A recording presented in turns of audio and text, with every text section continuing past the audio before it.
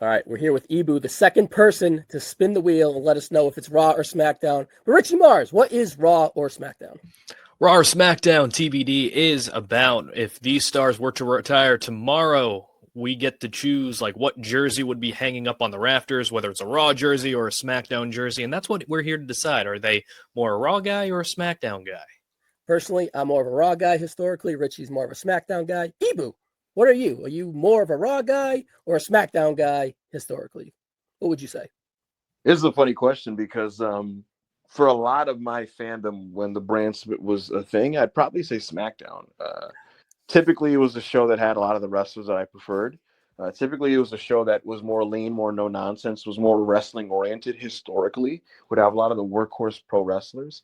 But the tragedy of being a SmackDown kid was typically when SmackDown would be in a good groove, they'd make sure to dismantle that in the upcoming draft and switch a bunch of guys over to make things more evened out when it comes to the show quality. But historically, I was definitely a SmackDown kid. It helped that, on UPN, on base television, you could have access to the show without cable. And there were periods where I didn't have cable as a child. So yeah, I was a SmackDown kid, and I don't particularly love the show these days. And I think Raw is absolutely the superior show these days. But historically, I was definitely a SmackDown guy. All right, well, let's see if the guy you get ends up being Raw or SmackDown. All right, another spin at the wheel. No whammies. All right, Ibu, we got the Deadman, The Undertaker. My gut reaction, of course, is SmackDown, but I think there's similar to AJ Styles, I think there's an underlining case for The Undertaker on Raw. Richie, what do you think? I think Taker's a SmackDown guy. Ibu. Yes. I'm going to say Undertaker is SmackDown. I think it's pretty cut and dry. The brand split started in 2002. And hilariously, like if you actually look at it, he was drafted to Raw on that 2002 draft. Yeah, he was in 02. He was drafted to Raw, but I remember he would win the Undisputed Championship. Which allowed him to go to both brands at the time. And then coming out of SummerSlam was when he got traded to SmackDown. I remember it was the big kayfabe thing that orchestrated trade by Stephanie McMahon. But anyway, from that point onward, for the rest of his remaining full-time career, guys, he was a SmackDown guy. The stuff with Brock Lesnar and Big Show. The stuff with, Kane and Heidenreich, unfortunately. But later be the Great Khali in 06, right? Yeah. Right. Randy Orton, Mark Henry, Batista, Edge, CM Punk briefly. Mm-hmm. This is all SmackDown feuds. These are all SmackDown feuds. Taker would eventually start to cross over and do other stuff and appear on Raw a lot more. But when that happened, it was after he was a full-time wrestler. And it also began to happen more as the brand split itself dissolved as we get deeper into the 2010s. This is pretty easy. Undertaker SmackDown. There's so many stories about the SmackDown locker room in the 2000s and how hard-nosed it was and as an environment. And I mean, Undertaker's Mr. Locker room leader, wrestler court, principled guy, veteran, all that type of stuff. And it happened in that SmackDown locker room, on that SmackDown brand. And he was the vet on that show. All right, well, let's look at the stats and see if I can make a case for Raw, because I would love to play devil's advocate here. I think there's a good case. All right, and here we are with the stats. On Raw, I think his best year was 1998. First memorable moment was shattering Vince McMahon's ankle. His second being the 2011 return. Number 3 being abducting Stephanie McMahon in 1999. Probably the biggest one I'm going to lean on here. Number 4, Kane feud in 1997 into 1998. And a little nostalgia kick here. The first ever Raw main event. Richie Mars, give us the highlights for The Undertaker on SmackDown.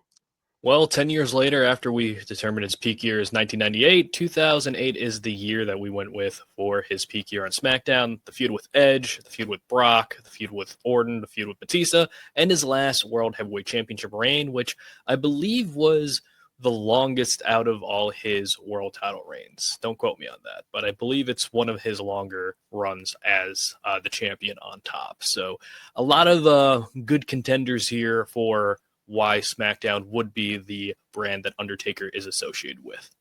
All right, and after the historical Damien Demento match, he had 157 more Raw matches, and he had I'm actually surprised at how high this is because he didn't really wrestle on TV during the Ruthless Aggressive era, right? He has 187 SmackDown matches.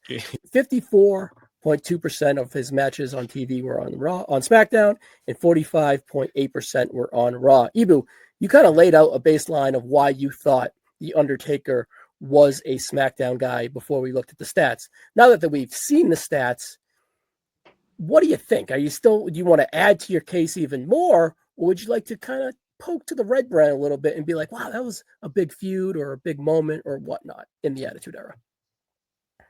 I don't find myself veering over to the red side here. But I'll say this.